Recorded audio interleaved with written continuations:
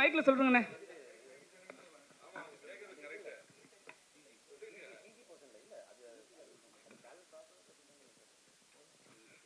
So இல்லை, ஒரு இம்பேலன்ஸை காட்டுறதுக்கு தான், வேறு எதுவும் இல்லை. இம்பேலன்ஸை காட்டுறதுக்கு ஒரு கான்ஷியஸாக எடுத்தது தான். ஸோ அது கிடைக்குதாங்கிறது தான் இந்த கதை.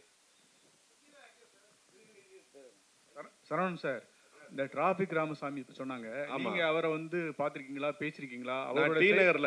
அவரோட செயல்பாடுகளை பத்தி என்ன நினைக்கிறீங்க? ஏன்னா அவர் கொரோனா சமயத்துல இறந்தார், கொரோனால இறக்கல. அந்த சமயத்துல கூட நிறைய பேர் வந்து அவருக்கு வந்து அஞ்சலி செலுத்த போனாங்க, இப்ப இருக்க துணை முதல்வர் உட்பட. அந்த அளவுக்கு அவர் இது பண்ணாரு. அவரை பத்தி கொஞ்சம் சொல்லுங்க. எனக்கு வந்து அவரை நான் வந்து டி நகரில் நேரில் பார்த்துருக்கேன். டி நகர் போலீஸ் ஸ்டேஷனுக்கு ஏற்ற மாதிரி நான் வந்து குமரியானந்தன் சார் வீட்டுக்கு பின்னாடி நான் ஒரு சந்தில் இருந்தேன். அந்த சந்தில் வந்து ஒரு பேரிகார்டு போட்டிருந்தாங்க. நம்ம வந்து அதில் அந்த இடத்துல வந்து ரொம்ப டாய்லெட் போகிறதும் யூரின் போகிறதும் அதிகமாக இருந்தது. அதனால பேரிகார்டு போட்டிருந்தாங்க. அப்போ வந்து ஒரு நாள் வந்து அந்த போலீஸ் ஸ்டேஷன் சந்தில் வந்து நான் கார் எடுத்துகிட்டு வெளியே வரப்போ அவர் நின்று சத்தம் போட்டுட்டு இருந்தார். அப்போ வந்து நான் சொன்னேன், ஐயா இந்த மாதிரி இங்கே இந்த மாதிரிலாம் போகிறதுனால தான் பேரிகார்டு போட்டிருக்காங்க அப்படின்னு சொன்னேன். ஓஹோ அப்படின்னு கேட்டுட்டு, அப்புறம் நீங்கள் யார், என்ன உங்களை பார்த்தோன்னா கூட்டம் வருதுன்னு என்ன கேட்டார். அப்போ தான் என்னை அவருக்கு தெரியும். அதனால் எனக்கு அவர் நேரடியாக பரிச்சயம். அவருடைய எல்லா நடவடிக்கையும் நான் பார்த்துருக்கேன். அவரை நான் வந்து இத்தனை வயசில் இப்படி போராடுறேன்னு நான் அவரை வந்து அதிசயமாக பார்த்துருக்கேன். அதனால் எனக்கு அவர் நெருங்கிய நான் பார்த்துருக்கேன். அதனால் எனக்கு வந்து அவரை பற்றி அத்தனை விஷயங்களும் தெரியும். சரவணன் சார், ஆமாம், ரொம்ப நாளுக்கு அப்புறம் கதையும் நாயகனாக நடிச்சிருக்கீங்க. அதில் வேற அப்பா வந்து உங்கள் அப்பா போலீஸ், ஆனால் போலீஸ்க்கு ஆப்போசிட்டாகவே ஒரு விஷயம் பண்ணுறீங்க. படம் ஸ்கிரிப்ட் சொல்லும் போது உங்களுக்கு என்ன தோணுச்சு? எனக்கு வந்து ஸ்கிரிப்ட் தோணுன்னா நடிக்கிறதுக்கான ஆப்பர்ச்சுனிட்டிஸ் நிறைய இருக்குது அப்படிங்கிறது மட்டும் எனக்கு தோணுச்சு. அதனால தான் நான் இந்த கதையை ஒத்துக்கிட்டேன். அதனால தான் நான் இந்த கதையில் நடித்தேன். அதுவும் கரெக்டாக நடந்திருக்கு. அதனால் வேற ஒன்றும் காரணங்கள்லாம் இல்லைங்க sir. Thank you sir. My question to the director. இப்போ ரீசெண்டாக அமேசான் பிரைம் வீடியோவில் கிரிமினல் ஜஸ்டிஸ்னு ஒரு இதே மாதிரி ஒரு court room drama Pankaj Tripathi அந்த ரோலில் பண்ணியிருந்தார். அதாவது வெளியில் உட்காந்து not very active the court room. So Saravanan சாரோட கேரக்டர் வந்து அதோட ஷேட்ஸ் கொஞ்சம் தென்பட்டுது. அதை நீங்கள் பார்த்துக்கிங்களா? அது ஒரு இன்ஸ்பிரேஷனாக எடுத்துட்டிங்களா? இல்லை, அது நான் பார்க்கல. அது இன்ஸ்பிரேஷன் இல்லை. ஒரு அண்டர்டாக் ஸ்டோரிக்கு வந்து நாங்கள் இன்னொரு ஸ்கிரிப்டாக எழுதுகிறப்ப ரிசர்ச்சில் கிடச்ச ஒரு லைனில் தான் ஒரு அண்டர்டாக் ஸ்டோரி. நோட்டரி பப்ளிக் வந்து எப்படி தான் லைஃப்பில் ஃபஸ்ட் கேஸை ஜெயிக்கிறாரு, என்ன ரீசன் காண்டி ஜெயிக்கிறாருன்னு அது ஜென்யூன் அப்ரோச் பண்ணது தான், வேறு எதுவும் இல்லை. Congratulations to the team. I think this is your finger right here. First courtroom drama in Tamil, இல்லைங்களா? As a web series, yes. இது வந்து the idea வந்து seems to have a lot of potential. இது வந்து this might just be the first episode.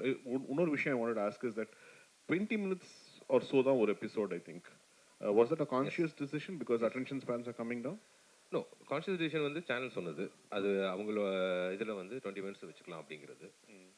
And the other thing is that இது வந்து will there be more parts to it because வந்து this idea seems to have potential.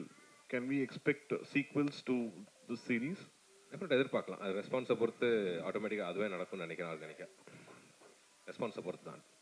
Direct sir, இது வந்து உண்மை கதையா? ஏன்னா ஏன் விலைமாது பெண்ணா கதாநாயகி அதாவது வெண்ணிலாவை கொண்டு வந்தீங்க? இது உண்மை கதை கிடையாது, இது கற்பனை கதை தான். விலைமகளை வந்து வெண்ணிலா கதாபாத்திரத்தை கொண்டு வந்தது வந்து நீதி எந்த அளவுக்கு கிடைக்கணுங்கிறதுக்கு, எந்த டெப்த்துக்கு போகலாங்கிறத யோசிச்சப்ப யாருக்கா இருந்தாலும் நீதி கிடைக்கணும் அப்படிங்கிறதுக்காண்டி எழுதப்பட்ட ஒரு கதாபாத்திரம் தான் அது. சார், எல்லாருக்கும் டீமுக்கே வாழ்த்துக்கள். இதோ இங்கே சார். சார், டீமில் நடித்தவங்க எல்லாருக்குமே வாழ்த்துக்கள், இயக்குனருக்கும் வாழ்த்துக்கள்.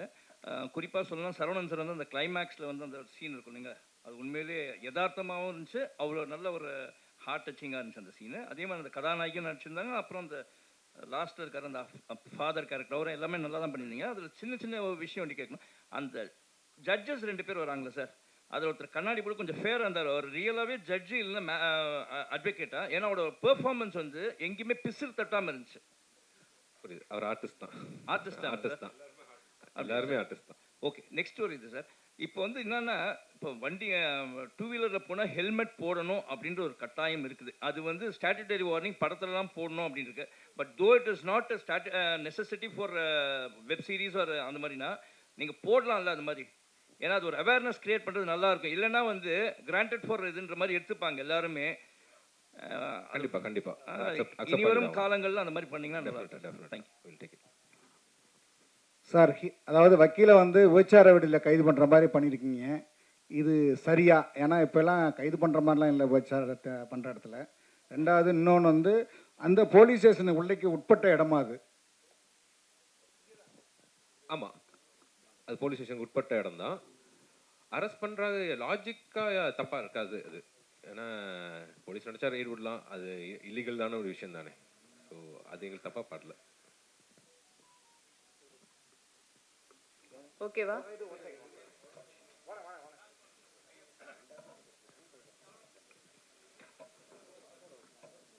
Hello, first question to Shanmugam alias Kuppusamy sir. இனிமேல் உங்களை குப்புசாமி தான் எல்லாரும் கூப்பிட போகிறாங்க, சேஞ்ச் ஆஃப் நேம் கொடுக்க வேண்டாம். ரியல் லைஃப்பில் நீங்கள் சில்ட்ரன் எவ்வளோ சில்ட்ரன் உங்களுக்கு அந்த பர்சனலி? எனக்கு 2 பசங்க, 1 பொண்ணு 1 ரைட். அந்த எமோஷன்ஸ் வந்து எனக்கு என்னோட டாட்டர்ஸு, இந்த பொண்ணு நீங்கள் அந்த ஒரு சீன் ரொம்ப பியூட்டிஃபுல்லாக டோட்டலாகவே அவுட் ஸ்கோர் சொல்ல மாட்டேன், you scored in every frame. நீங்கள் தான் வந்து இது இந்த எபிசோட soul and life of the இது நீங்கள் தான். நீங்கள் இல்லைனா இதுவே இல்லை, எபிசோடே இல்லை. ரொம்ப நன்றிங்க சார். அந்த ரொம்ப டச்சிங்காக இருந்த சீன் வந்து நீங்கள் வந்து அப்பான்னு சொல்ல வருவீங்க, அண்ட் ரொம்ப பியூட்டிஃபுல்லாக அவங்க ரியாக்ட் பண்ணுவாங்க. 1000 ரூபான்னு 1000 வாங்க நினைக்கிறேன். Sorry, I got the amount right but not the emotions wrong. ரொம்ப நல்லா பண்ணீங்க, hats off to you. And இன்னும் ஒரே ஒரு question to Namritha. Namritha, as a junior to senior artist like Saravanan sir, நிறைய நீங்கள் அண்டர் ப்ளே பண்ண வேண்டியது கேரக்டர்லேயும் சரி எமோஷன்ஸ்லேயும் சரி. பட் இந்த 2-3 சீன்ஸ் ஆனால் ரொம்ப நல்லா பண்ணீங்க. நீங்கள் அவுட் ஸ்கோர்னு சொல்ல மாட்டேன், டாமினேட்டும் பண்ணலை, கேரக்டர் அவசியமும் இல்லை, பட் ரொம்ப வந்து ஆப்டாக இவ்வளோ தான் பண்ணணும்.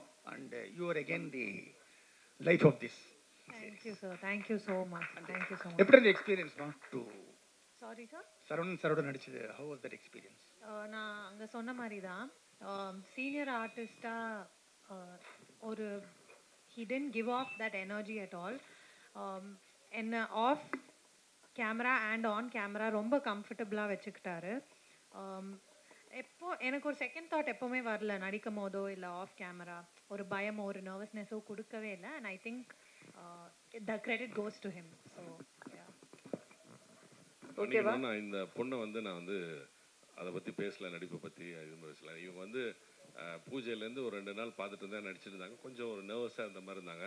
கூப்பிட்டு யார் என்ன பேர் எல்லாம் கேட்டுட்டு இருக்கும்போது அவங்க அப்பா யாருன்னு சொன்னாங்க.